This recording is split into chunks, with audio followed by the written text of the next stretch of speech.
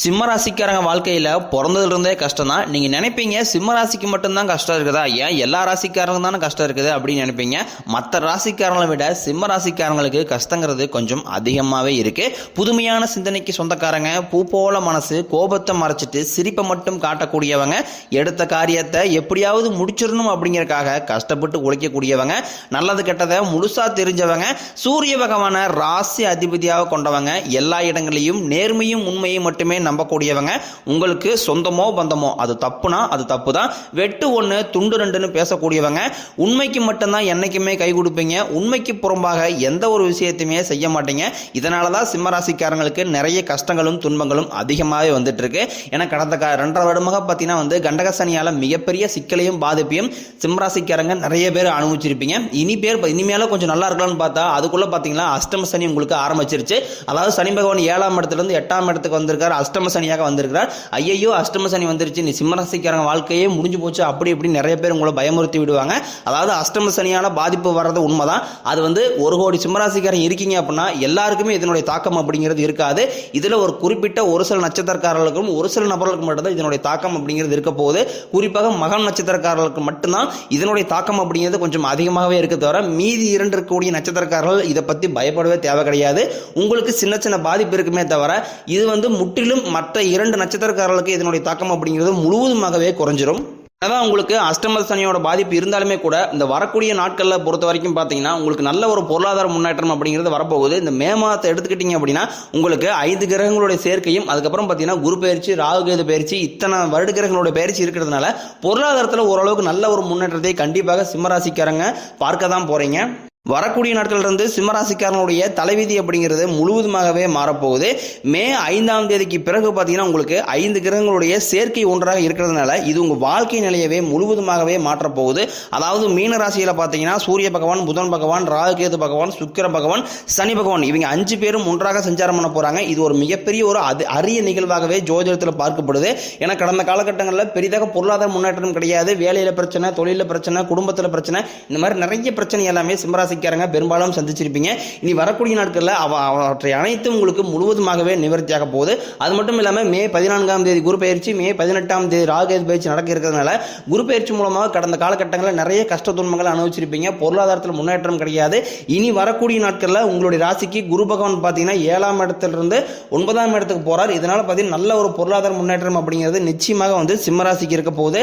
ஏன்னா கடந்த காலகட்டங்களில் ஏதோ கிடைக்கிற வேலைக்கு போயிட்டு இருந்திருப்பீங்க. ஒரு குடும்ப கஷ்டத்துக்காக ஒரு 10,000 சம்பளத்துக்கோ 5,000 சம்பளத்துக்கு போயிட்டு இருந்திருப்பீங்க. இனி வரக்கூடிய நாட்களில் நீங்க ஒரு அரசாங்க வேலைக்கு ட்ரை பண்ணீங்க அப்படின்னா அந்த அரசாங்க வேலை கண்டிப்பாக கிடைக்கும். ஒரு ஐடி ஜாப்போ, பிரைவேட் ஜாப்போ, நீங்க எங்க வேலைக்கு ட்ரை பண்ணாலும் அந்த வேலை கண்டிப்பாக உங்களுக்கு நிச்சயமாக கிடைக்கும். சிம்ம ராசிக்காரங்க பார்த்தீங்கன்னா சனி பெயர்ச்சிக்கு அப்புறம் எல்லாருமே பயப்படுறது இந்த ராகு கேது பெயர்ச்சி நினைச்சுதான். ஏன்னா சனி பகவான் நல்லது பண்ணுவாரு, கெட்டது பண்ணுவாரு, ஆனால் கண்டுபிடிச்சிடலாம். ஆனால் ராகு கேது என்ன பண்ணுவாருன்னே தெரியாது, அதை கண்டே பிடிக்க முடியாது.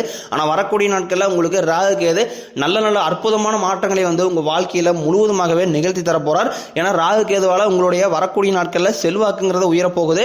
உடல் ஆரோக்கியம் மேம்படும், சங்கடங்கள் நீங்கும். மறைமுகமாக உங்கள் தொழில் வாழ்க்கையிலும் சரி, இல்லற வாழ்க்கையிலும் சரி நிறைய நபர்கள் தொலை கொடுத்துட்டு இருந்திருப்பாங்க.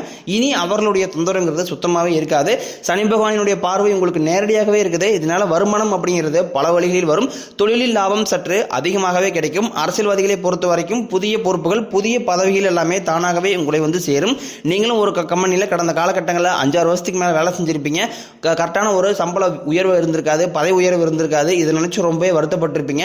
இனி வரக்கூடிய நாட்களில் நீங்க எதிர்பார்த்த மாதிரியே உங்களுக்கு மேலே இருக்கக்கூடிய அதிகாரிகளுடைய ஆதரவும், சம்பள உயர்வு, பதவி உயர்வு போன்றவை அனைத்தும் உங்களுக்கு கிடைக்க போகுது. இனி உங்க வார்த்தைக்கு மதிப்பு மரியாதை கிடைக்கும். அந்தஸ்தில் நீங்க எதிர்பார்த்த உயர்வை அடைய போறீங்க. தொழிலில் இருந்த தடைகள் விலகுவது மட்டும் இல்லாமல் சிலர் புதிதாக தொழில் தொடங்குவீங்க. உற்பத்தியில் இருந்த தடைகள் நீங்கி தொழிலை விரிவு செய்வீங்க. வரக்கூடிய நாட்களில் விற்பனை அதிகமாகும். ஏற்றுமதி இறக்குமதி தொழிலில் நல்ல லாபம் கிடைக்கும். நீங்க செய்யக்கூடியது சின்ன தொழிலோ பெரிய தொழிலோ நல்ல ஒரு வளர்ச்சி அப்படிங்கிறது நிச்சயம் உங்களுக்கு ஏற்படும். சிம்மராசிக்காரங்க கடந்த 2 வருடமாக பார்த்தீங்கன்னா தங்களுடைய வாழ்க்கையில் நல்லது நடக்க போது நினைச்சிட்டு இருந்திருப்பீங்க. ஆனால் உங்களுக்கு அந்த கண்டக சனியால் பார்த்தீங்கன்னா மிகப்பெரிய பிரச்சனையும் ஏமாற்றம் தான் அதிகமாகவே சந்திச்சிருப்பீங்க. சிம்மராசிக்காரங்க சொந்த பந்தத்தை இழந்தாங்க, சொத்துக்களை இழந்தாங்க, தனக்கு நெருக்கமாக இருக்கக்கூடிய உறவுகளையுமே இழந்திருக்காங்க. கடைசியாக நான் மட்டும்தான் எல்லாத்தையுமே இழந்துட்டு நிற்கிறதா இருக்குது சாமி, எனக்கு உயிர் வாழவே பிடிக்கலன்னு சொல்லிட்டு இருக்காங்க. இதுக்கு மேலே என்னால் வாழவே முடியலை, தயவு செஞ்சு என்னை வந்து உன் கூடையே கூட்டிக்கிட்டு போயிரு. நான் இவ்வளோ கஷ்டப்பட்டதுக்கப்புறம் எனக்கு வாழ்க்கையில் வாழணுங்கிற எண்ணம் சுத்தமாகவே போயிருச்சு. உங்கள் மனசில் கவலையும் துன்பம் தான் அதிகமாகவே இருக்குது. நீங்கள் செய்யக்கூடிய ஒவ்வொரு விஷயத்தையுமே தடுப்பதற்கு உங்கள் கூட இருக்கிற நபரில் வந்து நிறைய பேர் முயற்சி பண்ணிக்கிட்டு இருக்காங்க. இது எல்லாமே தெரிஞ்சுமே கூட நீங்கள் என்னமோ பண்ணுங்க, எனக்கு என்ன வந்துச்சு அப்படின்னு தன் வேலையில் மட்டும் என்றைக்குமே குறிக்கோளாக இருக்கிறவங்க தான் சிம்மராசிக்காரங்க. நீங்கள் என்றைக்குமே மற்றவங்க நம்பி இருக்க மாட்டீங்க. நம்மளுடைய உழைப்புக்கு நம்மளுடைய இது மட்டும்தான் காரணமாக இருக்குன்னு நினைக்கிறவங்க தான் சிம்மராசிக்காரங்க. கொடுத்து கொடுத்து சிவந்தக்காரங்களுக்கு சொந்தக்காரங்க. உங்ககிட்ட இருந்தது அப்படின்னா எடுத்து கொடுத்துட்டு போயிட்டே இருப்பீங்க. மற்ற ராசிக்காரங்க மாதிரி நான் அவங்களுக்கு அதை செஞ்சு கொடுத்தேன், இதை செஞ்சு கொடுத்தேன் அப்படின்னு சொல்லி காட்டுற பழக்கம் என்றைக்குமே உங்களுக்கு கிடையாது. கடந்த காலகட்டங்களில் திருமண நிலை அப்படிங்கிறது சிம்மராசிக்காரங்களுக்கு ஒரு மிகப்பெரிய ஒரு சாதனையாகவே இருந்திருக்கும். ஏன்னா வந்து கண்டக சனியால் பார்த்தீங்கன்னா உங்களுக்கு அவ்வளோ எளிதாக வந்து திருமணம் அப்படிங்கிறது அடைஞ்சிருக்காது. இனி வரக்கூடிய நாட்களில் நீங்கள் எதிர்பார்த்த மாதிரியே நல்ல ஒரு வரன் அப்படிங்கிறது கண்டிப்பாக தானாகவே உங்களுக்கு தேடி வரும். வாழ்க்கை துணையை இழந்த சிம்மராசி ஆண்களோ பெண்களோ அடுத்து வந்து இரண்டாவது திருமணம், அதாவது மறுமணம் பண்ணலாமா வேண்டாமா அப்படின்னு நிறைய பேர் வந்து ஒரு மைண்ட் செட்லேயே இருப்பீங்க. அதாவது இப்படி இரண்டாவது திருமணம் பண்ணும்போது சொந்தக்காரங்க தப்பாக பேசிடுவாங்களா, இல்லை ஊருக்காரங்க தப்பாக நினச்சிக்கோங்களா அப்படிங்கிற ஒரு பயத்தோடு இருப்பீங்க. அதாவது இப்போ இருக்கக்கூடிய பொருளாதார சூழலையும் இப்போ இருக்கக்கூடிய காலகட்டத்தையும் வச்சு பார்க்கும்போது ஒரு சிங்கிள் பேரண்டால் வந்து இந்த சொசைட்டியை சர்வே பண்ணுறது ரொம்ப ரொம்ப கடினம். நீங்கள் எதிர்பார்த்த மாதிரியே நல்ல ஒரு மறுவாழ்க்கை அப்படிங்கிறது நிச்சயம் உங்களுக்கு அமையும். குழந்தை பாக்கத்திற்காக இயங்கிய சிம்மராசி நேயர்கள் பார்த்தீங்கன்னா எங்களுக்கு மேரேஜ் ஆகி 4 வருஷம் ஆகுது சாமி, 6 வருஷம் ஆகுது, 8 வருஷம் ஆகுது, எங்களுக்கு இன்னைக்கு வரைக்குமே வந்து பிள்ளை பேர் பாக்கியமே இல்லை, நாங்களும் போகாத ஹாஸ்பிட்டலில் பார்க்காத ட்ரீட்மெண்ட் கிடையாது, வாரத்தில் 3 நாள் கோயிலுக்கு போய் வழிபாடு செஞ்சுட்டு இருக்கேன், எங்களுக்கு எப்படியே பிள்ளை வேற மட்டும் கிடைச்சிட்டா போதும் சாமி அப்படின்னு நிறைய பேர் வந்து ஃபீல் பண்ணிட்டு இருப்பீங்க. வரக்கூடிய குரு பயிற்சி மூலமாக உங்கள் வாழ்க்கையில் நீங்கள் எதையெல்லாமே இழந்துட்டு கஷ்டப்பட்டு இருக்கிறீங்களோ அது அனைத்தும் குரு பகவான் உங்களுக்கு கண்டிப்பாக நிவர்த்தி பண்ண போறார். அது மட்டும் இல்லாமல் உடல் சார்ந்த பிரச்சனைகள் அனைத்தும் உங்களுக்கு வரக்கூடிய நாட்களில் முழுவதுமாகவே நிவர்த்தியாகி விரைவில் உங்களுக்கு பிள்ளை பேர் பாக்கியம் அப்படிங்கிறது உண்டாகும். கடந்த காலகட்டங்களில் கண்டக சனியால் பார்த்தீங்கன்னா அதிகமான காதல் தோல்வியை சந்திச்ச ராசி அப்படின்னு பார்த்தீங்கன்னா அது முழுக்க முழுக்க சிம்மராசிக்காரங்க தான். ஏன்னா லவ் பண்ணிட்டு இருப்பாங்க, திடீர்னு பிரேக்கப் ஆயிரும், அதை போய் வீட்டில் போய் சொல்லும் போது வீட்டில் வந்து பேரண்ட்ஸ் ஒத்துக்க மாட்டாங்க. இந்த மாதிரி நிறைய சிக்கல் எல்லாமே சிம்மராசிக்காரங்க கடந்த காலகட்டங்களில் சந்திச்சிருப்பீங்க. இனி வரக்கூடிய நாட்களில் உங்களுடைய காதலை வெளிப்படுத்தும் போது அந்த காதல் கண்டிப்பாக கைகூடும். வீட்டில் போய் சொல்லும் போது வீட்டுடைய பெற்றோருடைய சம்மத்தோடனே உங்களுக்கு திருமணம் செய்து வைக்கக்கூடிய வாய்ப்புகள் எல்லாமே உங்களுக்கு அதிகமாகவே உள்ளது. பிரிந்திருக்கக்கூடிய கணவன் மனைவி எல்லாமே மீண்டும் ஒரு முறை சேர்ந்து பேசக்கூடிய வாய்ப்பு கிடைக்கும் பட்சத்தில் கண்டிப்பாக இருவரும் ஒன்றாகவே இணைந்து வாழ்வீங்க. பெண்களை பொறுத்த வரைக்கும் வாழ்க்கையில் சங்கடங்கள் நீங்கும். குடும்பத்தில் உங்களுடைய ஆலோசனைக்கு நல்ல ஒரு மதிப்பு மரியாதை கிடைக்கும். சிம்மராசிக்காரங்க தங்களுடைய கஷ்டத்தையும் கண்ணீரையும் கடுகளவு கூட மற்றவங்களுக்கு தெரியாமல் பார்த்துக்குவாங்க. இதனால பார்க்குறவங்க எல்லாருமே சிம்மராசியா இவங்களுக்கு என்னப்பா சூப்பராக இருக்கிறாங்க, இவங்களுக்கு என்ன குறைச்சல் அப்படின்னு தான் நினச்சிட்டு இருக்கிறாங்க. ஆனால் சாப்பாடு கூட கஷ்டப்படுறது உங்களுக்கு மட்டும்தான் தெரியும்.